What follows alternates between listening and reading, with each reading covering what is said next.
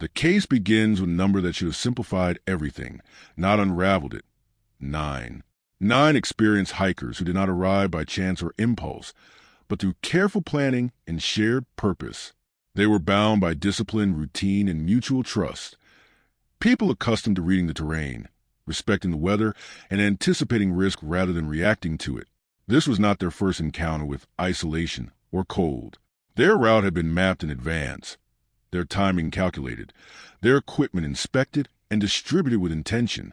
Each decision leading up to the journey reflected caution, not bravado. There was nothing erratic or troubling about their departure. Communications were normal. Expectations were clear. No disagreements were recorded. No signs of fear or hesitation noted by those who last spoke with them. The group set out as countless others had before, under conditions that, while challenging, were not extraordinary for hikers of their experience. The beginning of the journey followed a familiar pattern: steady progress, predictable behavior, a sense of control over the environment they were entering. And that is precisely what makes the case so disturbing. When the outcome is placed beside the beginning, the contrast is impossible to ignore. The ordinary nature of those first steps offers no warning of what would follow. There is no single moment where preparation appears to fail, no visible crack where logic begins to erode. Instead, the story transforms gradually, retroactively turning routine choices into the opening chapter of something profoundly illogical. What makes this case endure is not the presence of chaos at the start, but its complete absence, because whatever went wrong did not announce itself early. It emerged later, without explanation, reshaping a careful beginning into a mystery, defined not by what was discovered, but by what remained stubbornly, unsettlingly unaccounted for. That sense of control and predictability should have carried through the night, reinforcing the logic of every decision that followed.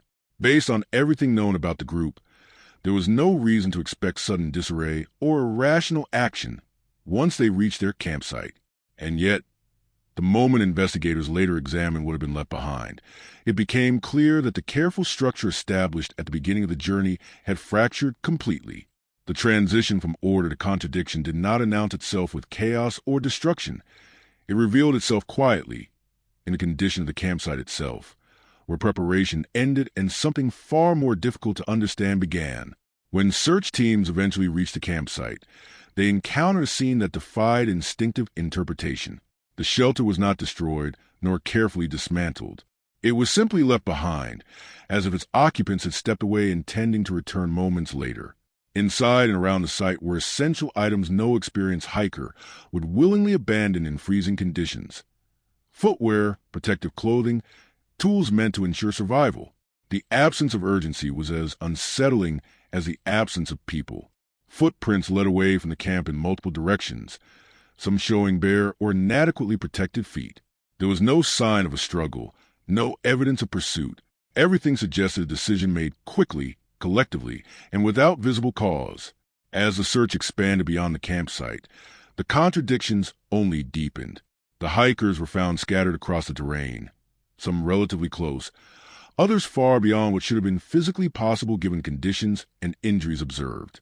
Certain bodies showed signs consistent with prolonged exposure, while others bore injuries that suggested extreme force, yet without corresponding external trauma. Bones were fractured, internal damage severe, but the surrounding environment offered no explanation. No avalanche debris, no collapsed terrain, no evidence of animal attack. The landscape remained indifferent, almost serene, refusing to account for the violence implied by the findings. The most troubling element was not the injuries themselves, but the behavior implied by their distribution. The hikers did not remain together, nor did they flee uniformly. Some appeared to move downhill, away from the campsite, while others later attempted to return. This back and forth suggests deliberation, not blind panic. These were individuals trained to conserve energy, maintain warmth, and prioritize shelter, yet their actions contradicted every survival principle they would have known. It was as if logic itself had been disrupted, replaced by a different set of priorities that no one could later identify. Official investigations tried to impose coherence on the chaos. Environmental explanations were offered first, then quietly revised when details refused to align. Psychological theories followed, suggesting fear, confusion, or mass panic. But none adequately explained why all 9 would abandon shelter simultaneously, or why their actions diverged so sharply afterward. Certain findings were emphasized, others minimized. Inconsistencies were labeled inconclusive. Over time, the case hardened into a summary that appeared complete while leaving its most troubling elements unresolved. And if stories like this matter to you, stories where the unanswered details speak louder than official conclusions, subscribing and leaving a like helps ensure these cases continue to be examined rather than simplified. Years later, independent researchers and analysts revisited the evidence, not seeking dramatic answers, but coherence. What they found instead were patterns that resisted natural explanation, timelines that didn't align, injuries that implied forces beyond environmental stress alone, decisions that suggested awareness of a threat, yet no identifiable source of danger. Whatever unfolded at that campsite did not affect the hikers uniformly. It fractured their responses while originating from a single moment. That paradox, shared cause divergent behavior, remains one of the most unsettling aspects of the case. Equally disturbing is what the evidence does not show. There is no clear moment catastrophe, no identifiable trigger that transformed order into disarray. The transition from safety to danger appears almost seamless, as though the hikers crossed an invisible boundary they could neither recognize nor explain. The absence of struggle, of clear escalation, suggests that whatever compelled them to leave did not announce itself loudly. It was subtle enough to provoke action, yet powerful enough to override experience, training, and instinct. And so the case endures, not because it offers shocking spectacle, but because it dismantles logic piece by piece. 9 people entered the wilderness together, prepared and confident, and none returned. What they left behind tells a story that contradicts itself at every turn, resisting closure with stubborn consistency. If experienced hikers can abandon shelter, safety, and reason without a visible cause, then what does that imply about the unseen forces, natural, psychological, or otherwise, that can drive human beings into decisions they themselves might never understand? After following a trail of evidence, from the abandoned campsite to scattered remains and the contradictions that refuse to resolve, what lingers most is the unsettling sense that the truth of that night may never fully surface. The case resists resolution not because of a lack of data, but because the data itself refuses to align.